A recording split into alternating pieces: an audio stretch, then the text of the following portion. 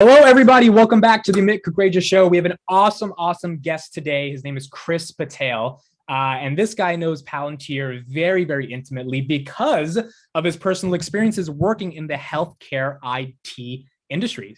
Me and Kris met through Twitter. We started vibing a little bit. I asked if he wanted to be on the show. And I think this is going to be a good episode because he's going to share some really, really awesome insights. So, Kris, please introduce yourself and what is your background and how did you get into healthcare IT?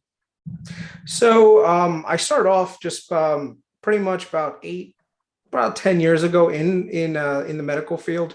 I'm specifically in radiology, and I kind of just worked my way up through the ranks and then joined management.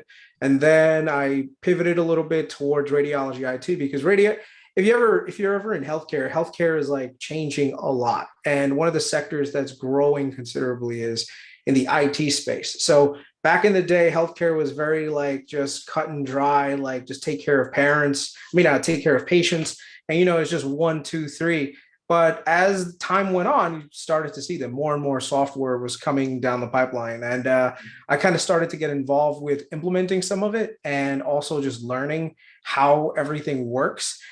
So my background was more on the medical side, but then I ended up pivoting into IT. And at this point now, I can somewhat give you an idea of what softwares need to be somewhat successful, and we can kind of go through that as we talk about Palantir. Have there been experiences with you working with software in healthcare IT that like also compelled you to say, okay, if I had Palantir, this would become more efficient?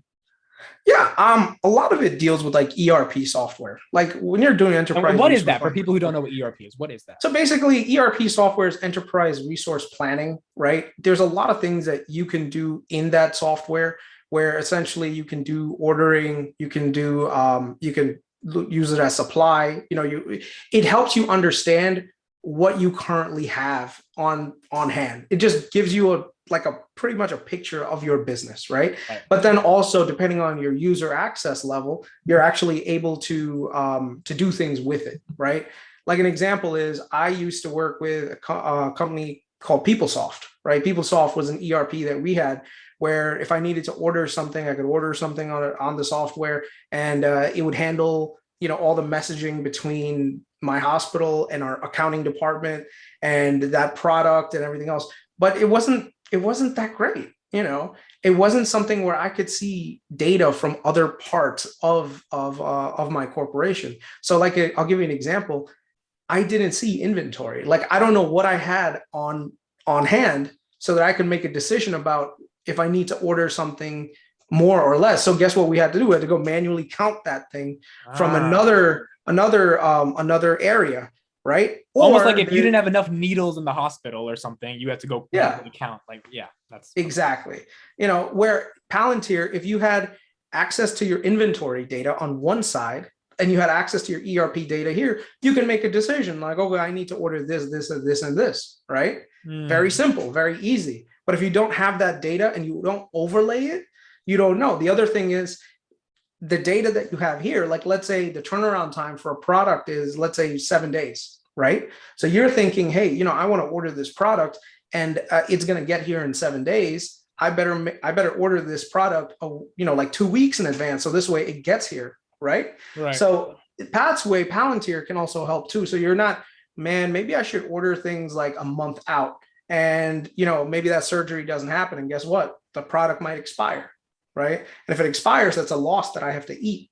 So a lot of those things where it gives you a lot of insight, but it does it from like multiple data sources. So it just depends on your corporation, what your role in that corporation is, and how you're going to make decisions.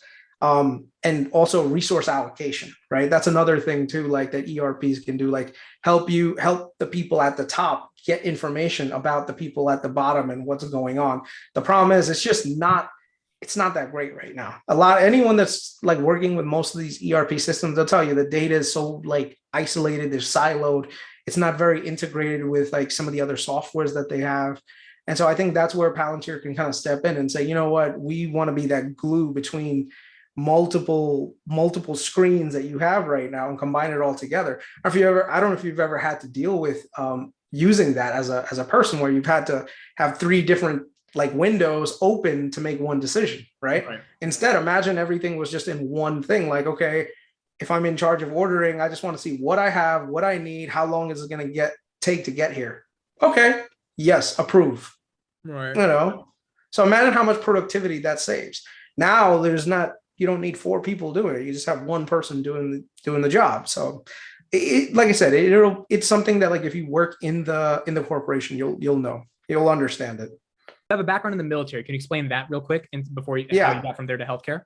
Yeah. So before I joined, before I was in healthcare, I joined the Army, and so I was in the military. I was a combat medic, and that kind of just like translated back into the real world again. I figured, being brown, you kind of had to do something in healthcare. It's just mom and dad would not let me like do anything else. Like, hey, dad, I'm gonna be like special forces. Were they annoyed when you went into the Army? Did they not? Oh, dude, my dad kicked me out the house. My dad was like, "You need to leave," and I was like, "What?" So after about 30 minutes, motivation for the Army was patriotism, I'm assuming, right? Like, you really wanted it was a combination of things. Patriotism is definitely one of them, but more importantly, I think from my perspective is that it was literally around 2008. So right out of college, I was working at a pharmaceutical company, did not like it. I wanted to do something else. And the military gave me the option to kind of do other things with my career, right? Mm-hmm. I know a lot of people, they tend to pivot from one thing to another if they don't enjoy it. And I didn't want to go back to college again and, spend another 4 years with a whole bunch of tuition again. So college at the time, the military at the time was offering really generous bonuses. This was right around the surge.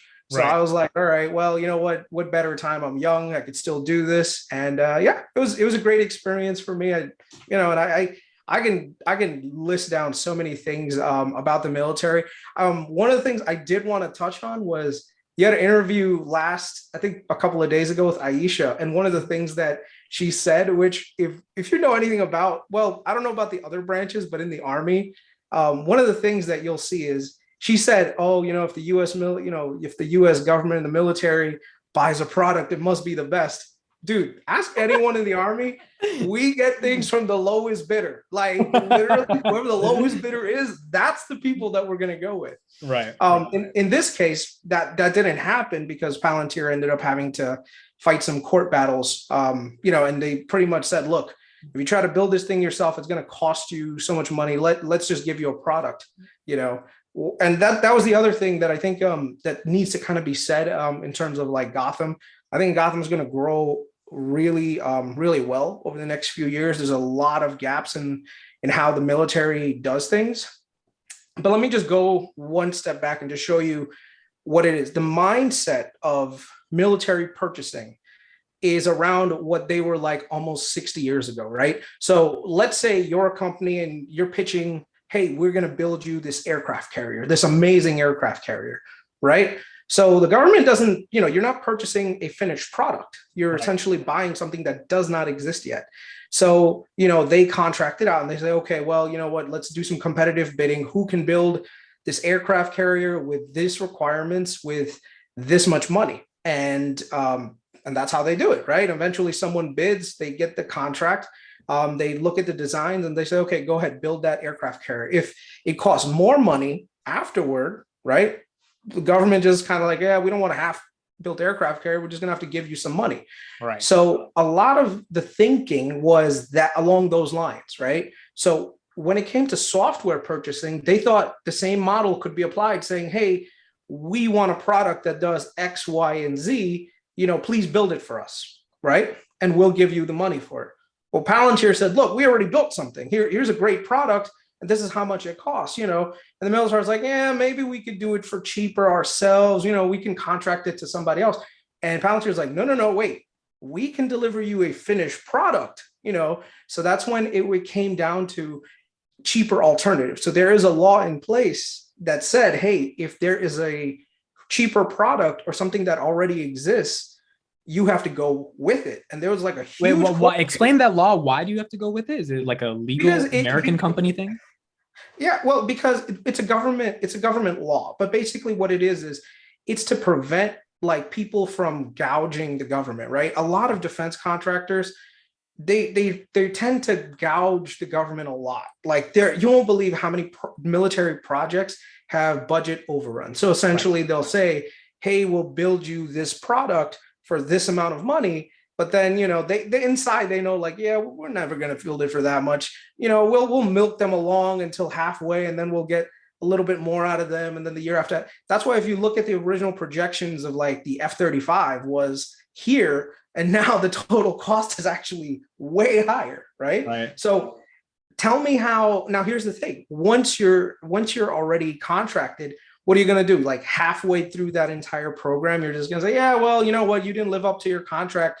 And now those planes that we already have, now they have to be integrated. So basically now you're kind of stuck saying, okay, I guess if I met you halfway, I'll just give you a little bit more money to finish it.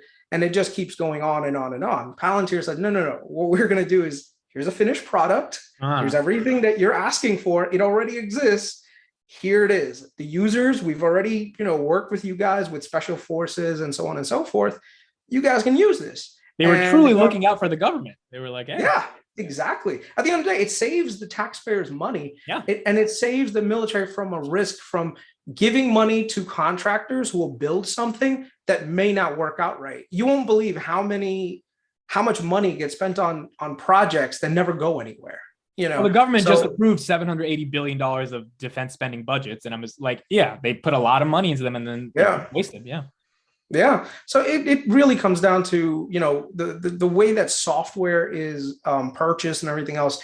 It's changing, right? And it's not just changing for the Army, but it's changing for all the services. So a lot of the research I've been doing around Gotham has just been, okay, the military is starting to understand that we're no longer going to try to create like customized things that may or may not work and contract things that may or may not work. We're going to work with people who have a finished product, right? And when we do competitive contracts, we're going to put it out there, but we're going to go with someone who can deliver, who has the ability to deliver right away, and who has a history of delivering. Like Palantir is not new. They've been in this for a long time. And there's actually been on the ground people in Afghanistan have used it, especially the special forces people, the intelligence people. So it's not like this is something that's brand new. It's something that's, battle tested.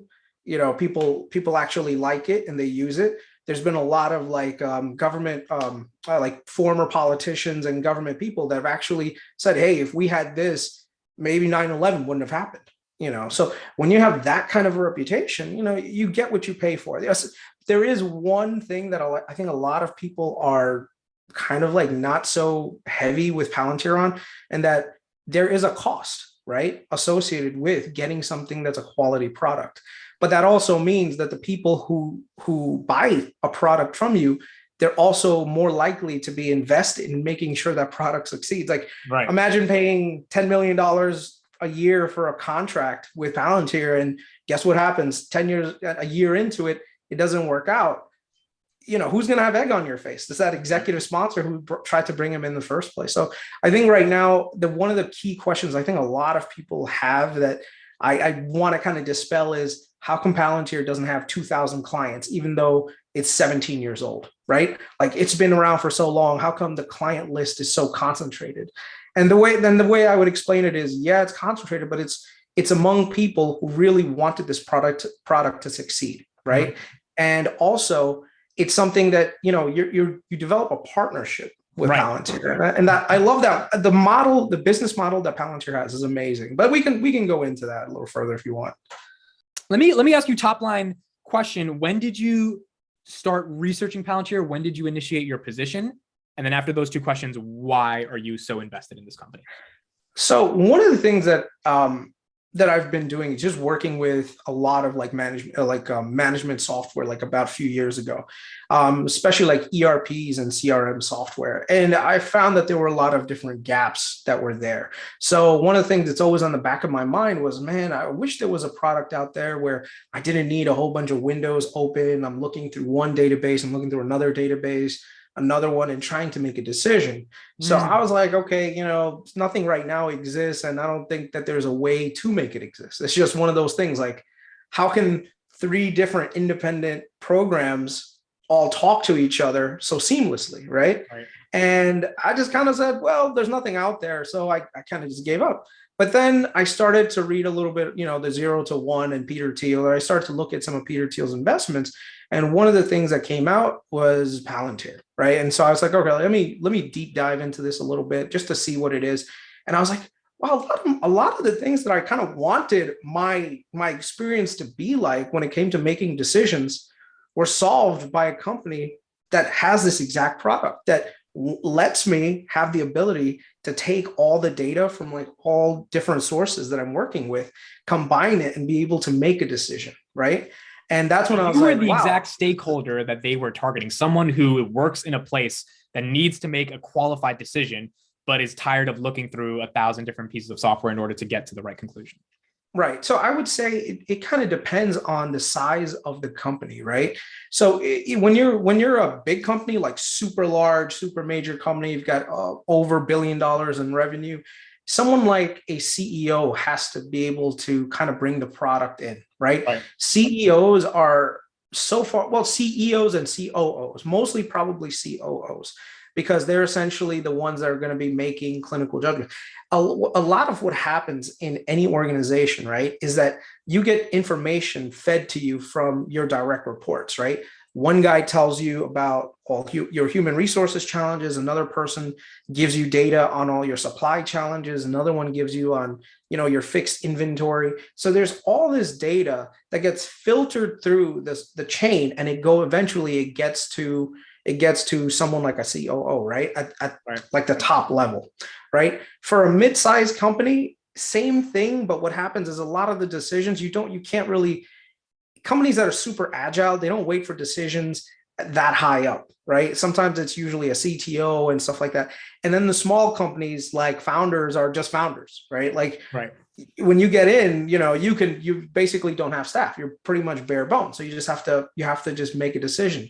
The reason why you need like someone like a COO in the largest one is because the cost of implementing is not only software, right? It's also getting people trained on the product itself, and getting users to use it, right? So one of the things that you need to have is executive sponsorship over software, to say that executive supports bringing this product on, right? They allocate resources to get training from the vendor themselves, like Palantir, right? And then they figure out what are some of the use cases for this, what are some of the things that I can do to actually leverage the software. Because a lot of times what happens is, just because you have revolutionary software doesn't mean that you have you know what the hell to do. Right. And one of the things that I hope people eventually understand is that, Palantir right now, it benefits two classes of company the most, in my opinion. Number one is it benefits the really, really large organizations that are out there, because they have so much data already, right? Because they have so much data already, they're trying to get a clear understanding of how they can make a better decision. A lot of times what happens is, if you're an executive, you're going to be constantly hammered with spreadsheets and so on and so forth. And then eventually you kind of just have to rely on that information and make a judgment. A lot of that data also may not be vetted by other people in the company, right? So I'll give you an example of somewhere where there was a real breakdown in this. And this was like in Ford in 2008. If you remember, Ford almost went out of business, right? They almost went out of bankruptcy.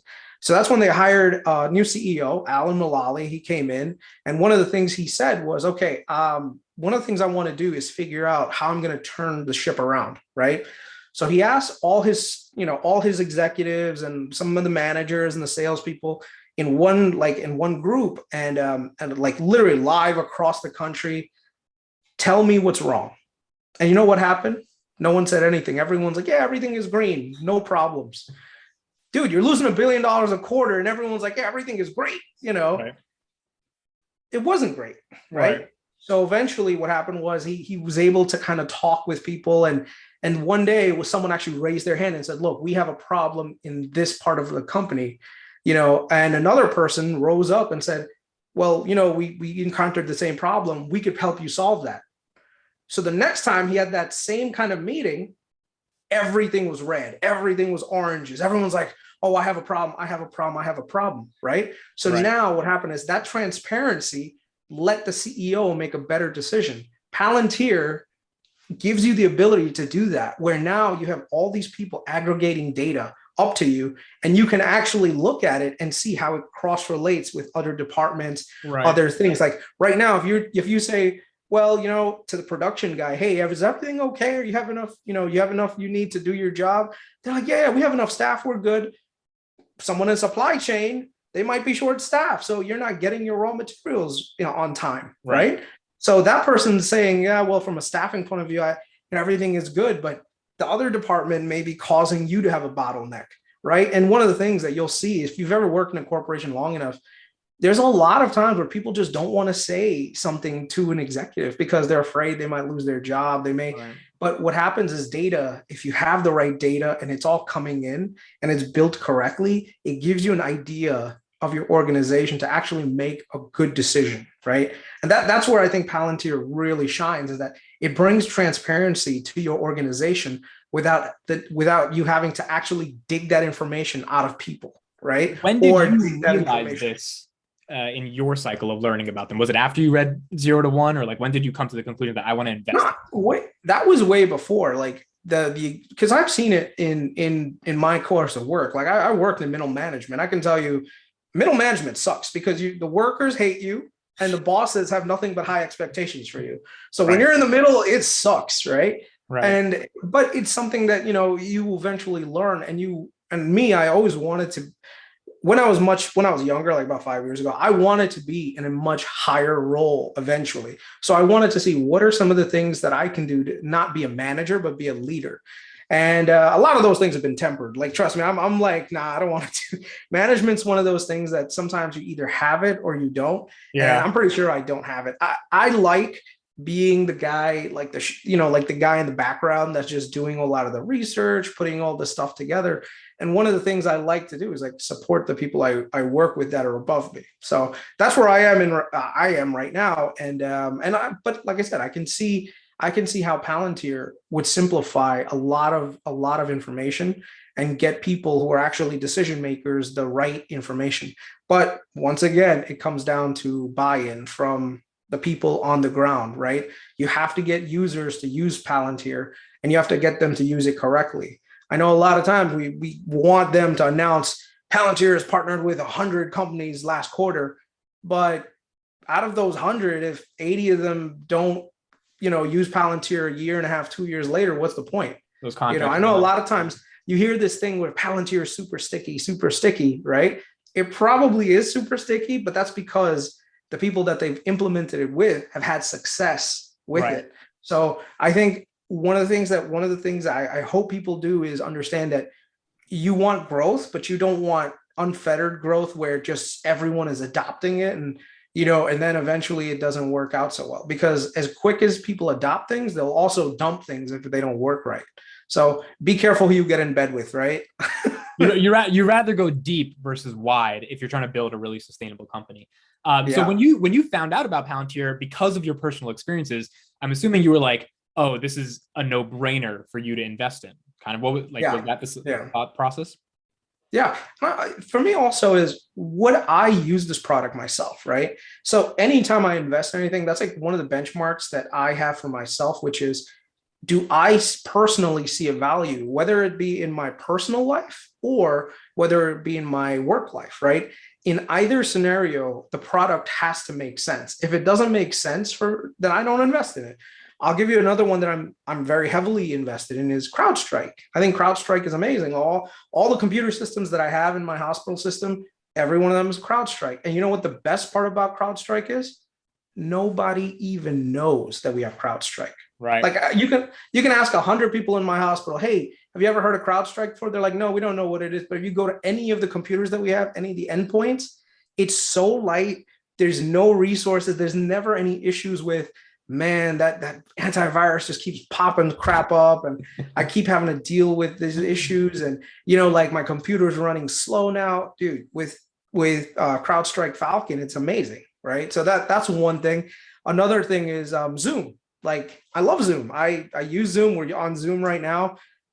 We had a baby shower like about a year ago now for my brother-in-law, and one of the things was we had a televised baby shower, because of COVID, right? That's not going away. I think a lot of times people don't realize that 10 years from now, we're still going to be using Zoom. If anything, we'll probably be using Zoom way more because Zoom is integrating themselves into other things outside of just like teleconference between one person to another. It's going to become a natural part of like the enterprise cycle. Right. There's so much happening with it, but I'll keep it on Palantir for today. So I want to ask you a really quick question because I just made a video today about Zoom. I did a lot of research.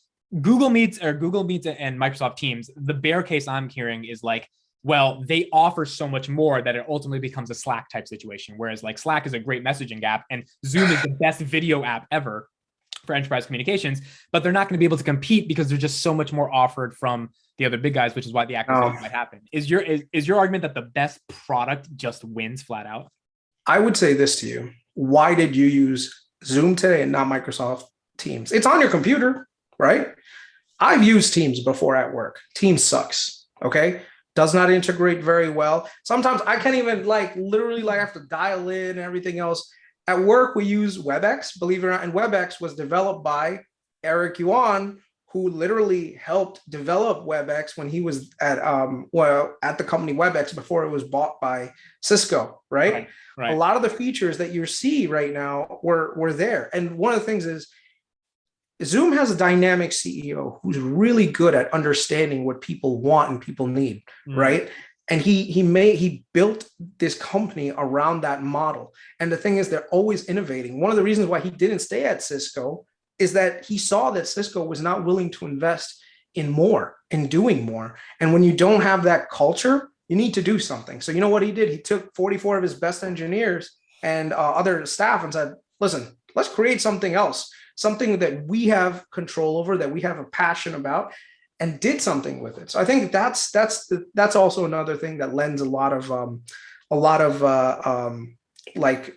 my thesis in Zoom and why I invest in it. Whenever I see founder-led companies, that's a really big up for me because founders care about the companies way more than just the finances because they want to inherently have it succeed. And they want to have an impact on the world. Exactly.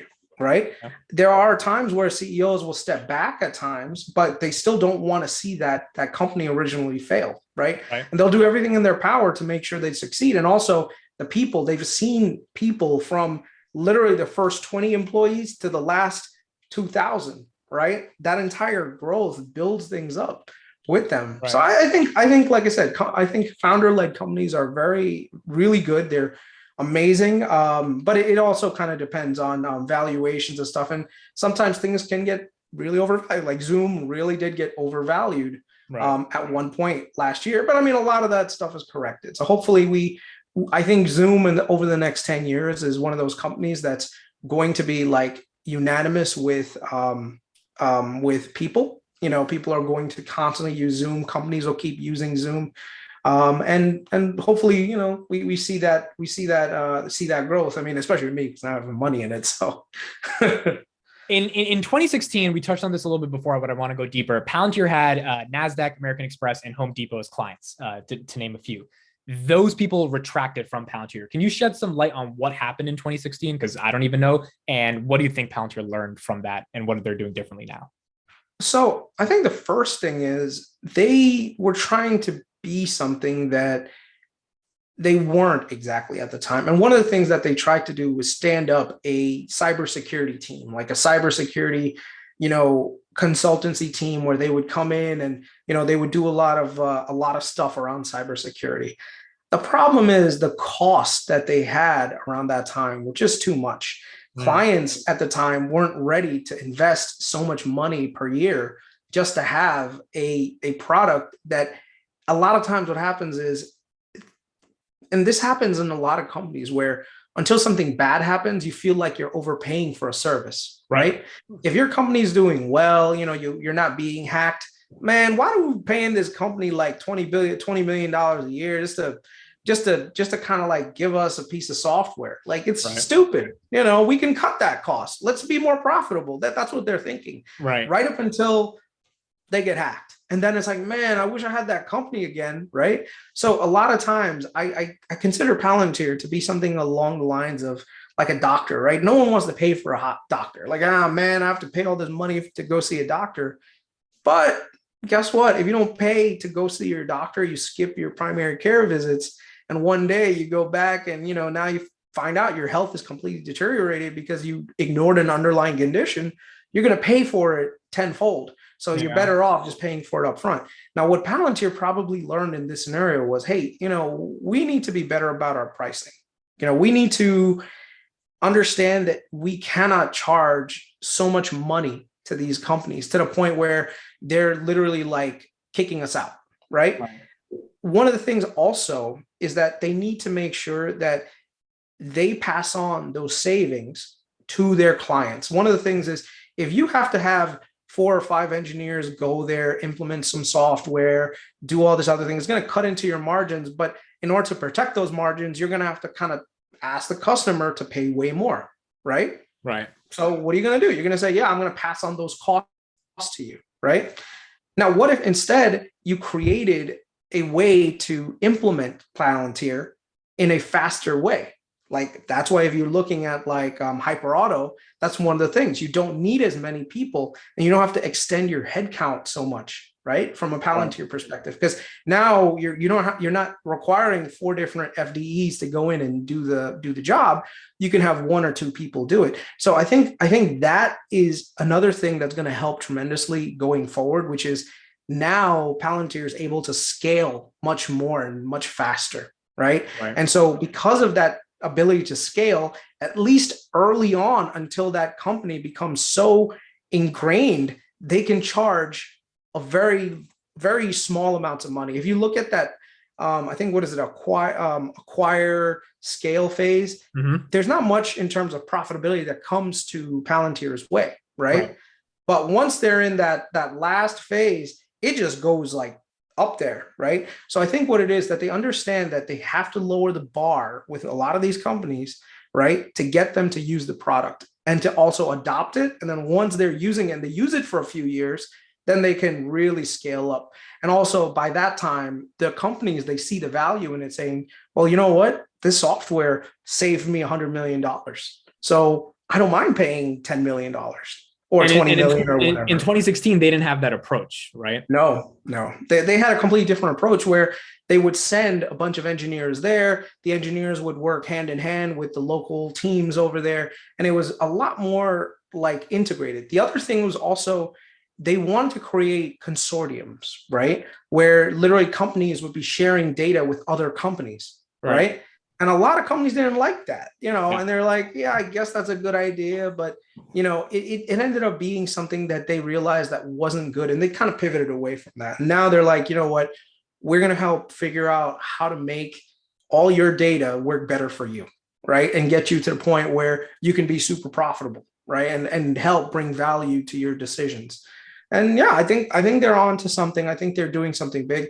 I think there's a lot of other products that we haven't necessarily seen yet that they're going to be highlighting in the next few years. They are some smart people, man. If you look at through LinkedIn and you look at some of the engineers that they have, there are some smart folks.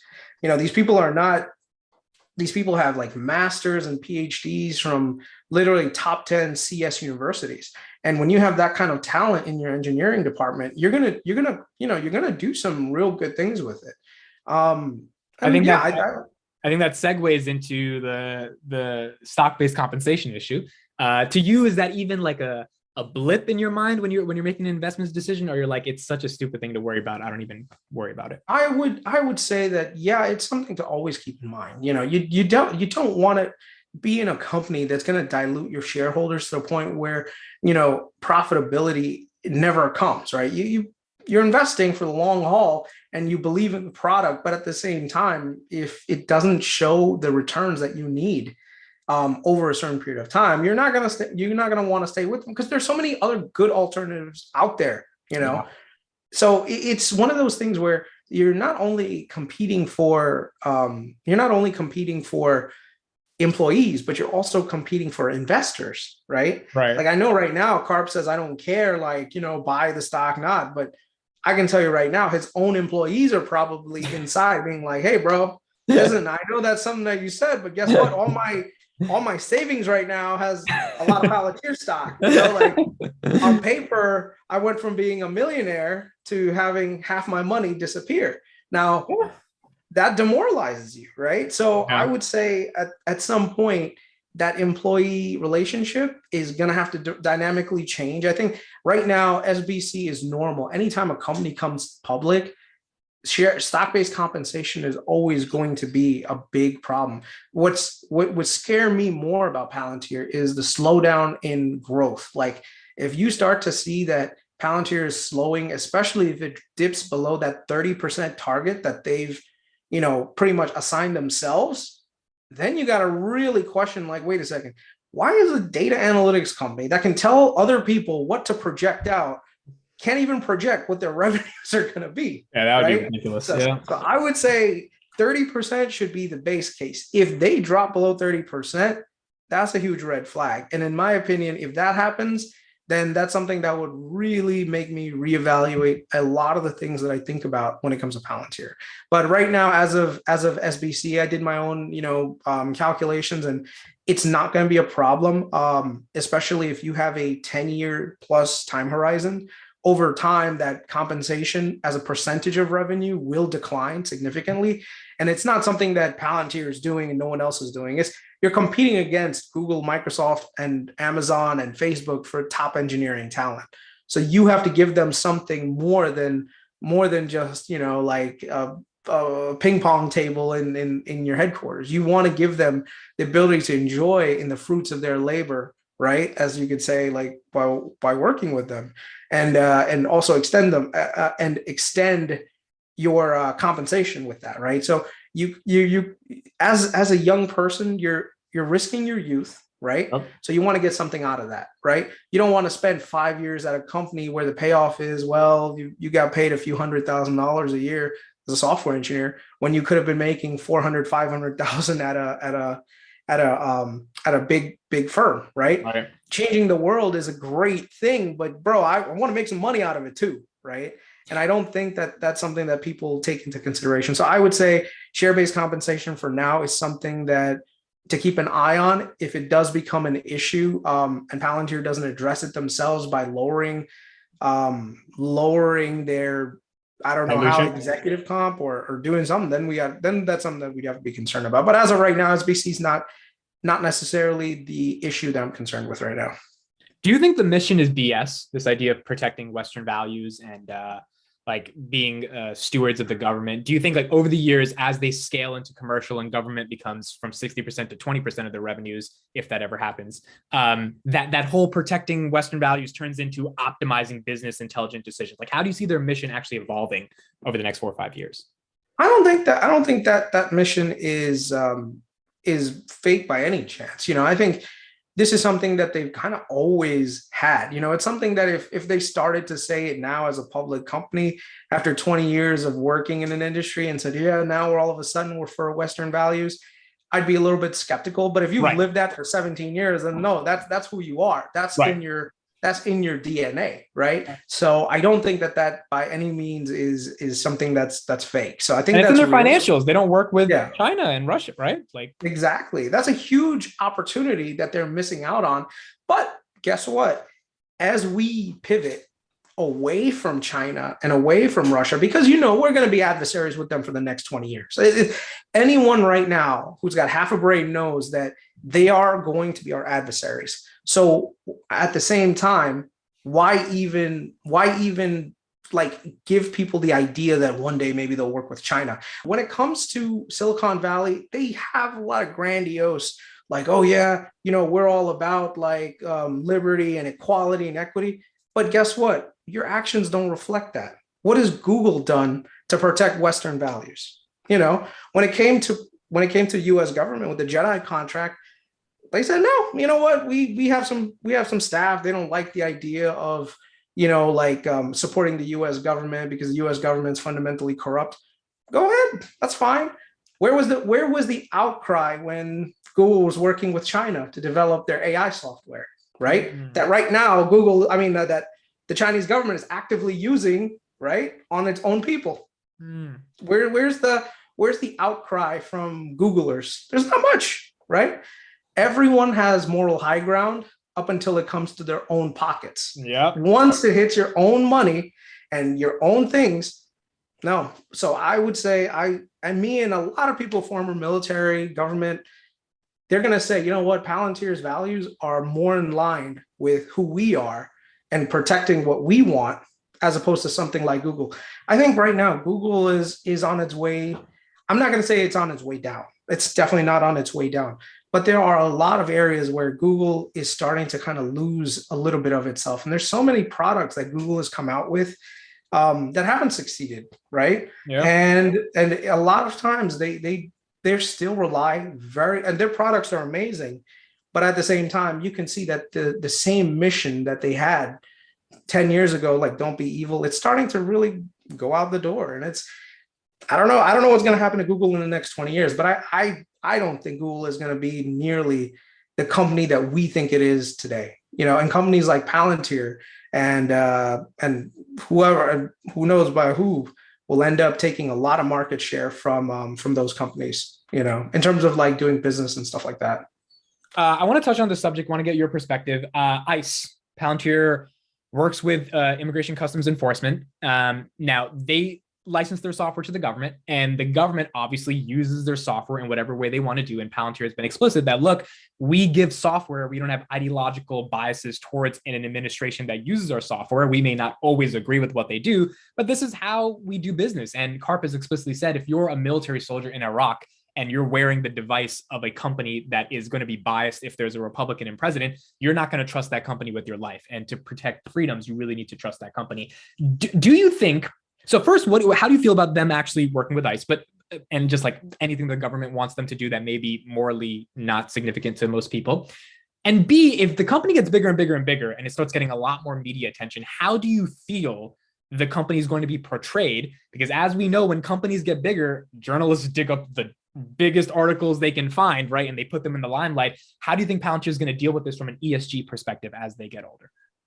So I think right now, when it comes to Palantir and working with ICE and everything else, there are governmental organizations out there within other departments that actually do really well, right? ICE also arrests people coming across the border who are kidnappers, right? Coyotes that are bringing people here. And that's right? why Palantir was contracted by the Obama administration, because someone got killed from ICE, and that was the whole point of bringing Palantir into the Homeland Security's division in the beginning. Yeah. Exactly. So I think a lot of times Palantir, if it were not for Donald Trump getting elected in 2016, I think a lot of people would never have even really called Palantir out on their ICE issues, right? I agree. It's one of those things where you have to remember Palantir really cut its teeth under President Obama. And President Obama, being a really good technocrat, understood that there is a lot of value in bringing amazing software to different parts of the government. No one purchases software with the idea of, I'm going to use this to kill people, or I'm going to use it to do things that are going to be detrimental to other people's lives. But at the end of the day, there are certain mandates that people have to follow, right? And those mandates, if they're violated, guess what? The software is going to help us. One of the things that I'll tell you is like drones, right? Like Palantir helped in targeting people using the drones, right? Yeah. Their technology goes right into that. But think about it this way. Were it not for that technology helping targeting people, what would happen? What's the alternative? Well, guess what? We'll just drop a bomb and level the entire block. Now you have an entire village getting decimated. So there are concepts around technology where it'll let you focus in on things that kind of like lowers collateral damage. And that's what Palantir essentially does, where there are probably good parts about it and probably some negatives parts about it, but you can't vilify the tool. You have to vilify the user, right? And the intention of that user. If the intention of the user, like President Trump, was to target citizens within the country and start using it to use extrajudicial killings, and Palantir somehow was, a co-conspirator in that, then yeah, that's definitely something that we really need to hammer Palantir on, but that's not the case, right?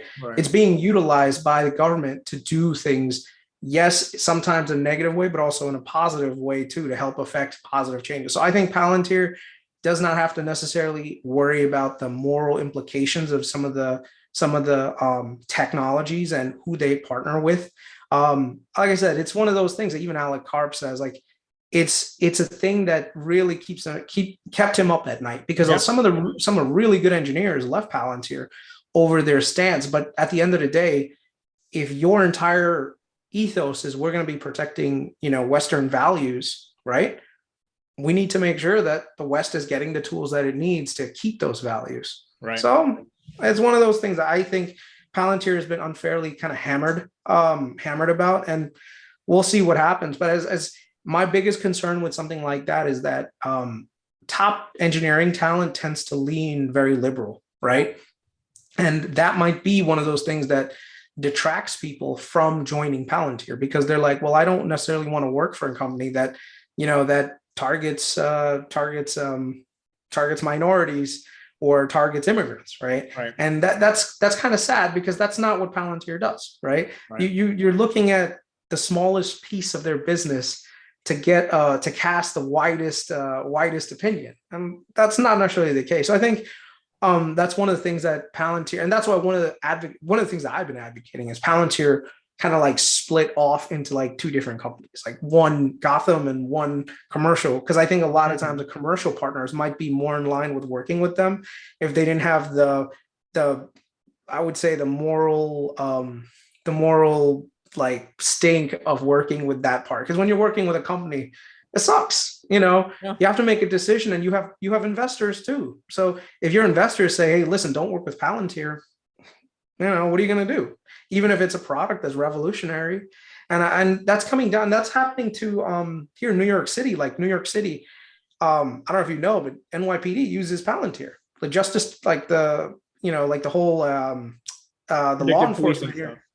Yeah, law enforcement here, they love it, but at the same time, a lot of liberal politicians that say, if I get elected, I'm kicking Palantir out. What are you going to do about that? I was reading an article about predictive policing, and there's obviously a lot of negatives towards it, and it's a deeper discussion. But they were originally called in by New Orleans Police Department just to implement it. And when I was reading the quotes from the mayor of the city, he was like, "We got people killing each other." He's like, it was not about like apprehending individuals for sort of racial ideals or something. It was more so about, we have inner city violence that we need tools to stop. And I think I'm forgetting the statistic. It's like either from 12 to 18% of murders decreased as a result of implementing Palantir. And I'll put the article in the description so people can fact check on that. But I mean, like, and this is the nature of ethics in business. It's like, what are the costs and benefits? Because as you said, do you want to kill a village with a bunch of women and kids die? Or do you want to apprehend a couple of specific people, but that technology has to be at the core center of it? And same thing with predictive policing, same thing with these ideas of stopping inner city violence. These are complicated discussions. And I think it's very easy to just be like, oh, Google's good, Facebook's good. When in reality, the people that are paying for ads on Facebook, I mean, I could start an ad on Facebook. I've done an ad on Facebook. I could say anything I want within reason and put some wild stuff in front of you. And that's more ethical. It's like, these are hard discussions, but because those things are swept under the rug and it's under the brand of Meta or Google, right? People don't care. And that's the thing. Like, one of the things I encourage everyone to do, especially if you think that, a lot of these big tech companies are amazing, especially the social media ones, go watch The Social Dilemma on Netflix. It'll open your eyes to a lot of things. I don't know if you've seen it. I've seen it. But literally after seeing it, I see that there's huge issues with that. The rate of suicide has gone through the roof with young preteen girls. And no one is like, oh yeah, we need to get rid of TikTok. There's so many people doing God knows what. And it's one of those things that you have to ask yourself, like, am I just a product? Do I want to work with a company where I'm being productized? Right. So I'm not saying that, Google and Facebook and everything are uninvestable or anything else, but I would just say, if you have if you have a lot of moral stance against Palantir because some of the things that they do, especially who they've worked with, then you should reevaluate that same criteria and use it against your investment with Facebook and Google and Microsoft and whoever else is also peddling. Well, not Microsoft, but you're peddling your social media wares with. As Palantir gets bigger, do you think that these concerns morally are going to hinder the growth? Like, is there going to be a major ESG concern if they get, business insider attention? Like if the stock price goes from 15, now to like 50 in the next 7 months or 7 8 months, this stuff's likely going to come up. How do you think they're going to work through these issues? Are they going to put out a tweet saying, hey, like what, this is what we do? I think the best thing they could do is just do good works, right? Anyone who you have something negative to say about, if they're doing things that are improving and helping the community and you constantly are highlighting that, then that takes away from the negative press, right? And that's what I think I think that's what they should do. They should highlight their work with the World Food Program, right? Mm-hmm. Their response to Hurricane Katrina, their response with Team Rubicon. They need to COVID. They need to highlight all the good parts, right? Because the minute you keep highlighting the good parts and so many good parts that you have, especially like if you hit them with so much good thing, then that whole ICE argument, what are you going to do? You're going to keep saying, oh yeah, they work with ICE. They work with ICE. Dude, I'm tired of hearing about they work with ICE. I get it. They also saved a lot of people's lives. So guess what? I'm sorry. The ICE saved like 3,000 kids from being trafficked exactly. As a result of ICE. Yeah. So it just comes down to making sure you're highlighting your better parts so that the parts that are critical about you kind of, I don't want to say get swept under the rug, but get ignored as they should. Like right now with Tesla, a lot of people are saying, well, you know what? Tesla uses like all these minerals from countries in Africa, right? But what's the alternative? We build 1,000 more coal plant. I mean, what do you call it? Like oil, we keep using oil for the rest of our lives? Like, no. It's a hard question. We agree that the ends justify the means. Like we'd rather Charlemagne. What is that? Charlemagne, like that said that quote. Yeah. The end result of like having electric vehicles and transforming the world, but doing some crappy stuff to get there, it seems to outweigh letting ourselves die into 2050 and use up all the oil in the world. Exactly. So I think it's the same thing with regards to Palantir and, like where they're going to be hopefully in the future. Like, I think all the productivity improvements, all the savings, and especially because if they're working with Western companies, that means our Western companies will be competitive against these Chinese companies, right? If you have a company that's based in the US, if their productivity levels are like this and the Chinese companies' productivity levels are like this, who does that benefit? That benefits the West. So I would say right now, we have to understand that China and Russia are our adversaries. Anything that we can do to help our corporations become better, more nimbler, more efficient, we should do it. And Palantir that falls right back into what Palantir's mission is. So if it's protecting Western democracy, Western values, that also means protecting Western capitalism, right? So that's right back where it goes again, Okay. Last question. Got to give me a little bit of a price target. What do you see in the next 5-10 years? I mean, do you kind of stay away from the numbers, or like, do you have a realistic expectation? What do you think? I would say I'm not nearly the bull that Tom Nash is, to be honest with you. I think Palantir is going to do very well, but I don't know. Maybe it'll get to so I would say by 2030, if they really execute well, they can be the next sale. They can have a value very similar to what Salesforce is like right now, which is like between 200 and 300 billion. But you also have to remember, by 2030, 200 and 300 billion might be the new trillion, right? Yeah. So maybe they will get to a trillion by 2030. You don't know, right? Because remember, you have to take into account, like if you asked anyone, will Apple be $1 trillion company in 2010? People would have said that's crazy. There's no way. But now they're worth 3 trillion. Right. And there's no signs of them stopping to be worth 5 or 6 trillion. I mean, yeah, I think what it is they're going to have to just execute well. They're going to have to live up to that 30% target that they're talking about. And I really think that was really a good thing for me. Like the minute that they said we're going to be at least 30%, that meant that I can at least on a base level model out what I think they're going to be valued in the future. Right. And I think if they stay with that 30, I think they could very easily get to that, $250 to $300 billion in today's terms in 10 years from now. That would be about $180 of stock. That would be 10 times. Yeah. Probably like between, I would say 180 to 250, something like that in 10 years. Right. Which I know a lot of people are like, oh my God, that's not enough. And I'm like, dude, that's 10 times what it is. So every dollar that you put into Palantir in 2030, that'll be 10 times more, right? Tell me any other investment that can get you that kind of return. Shiba does it in 2 seconds, Well, yeah, and that's too speculative, but yeah. No, I love it. Thank you for your time, Kris. I think you shed some real wisdom on this podcast, especially from your experience working in the healthcare IT industry. So thank you for being on. I'll put your Twitter in the description. Everyone can follow him there. Yeah. And hope you have a good day. Thank you so much for shedding some light. Yeah, man. You too. Take care.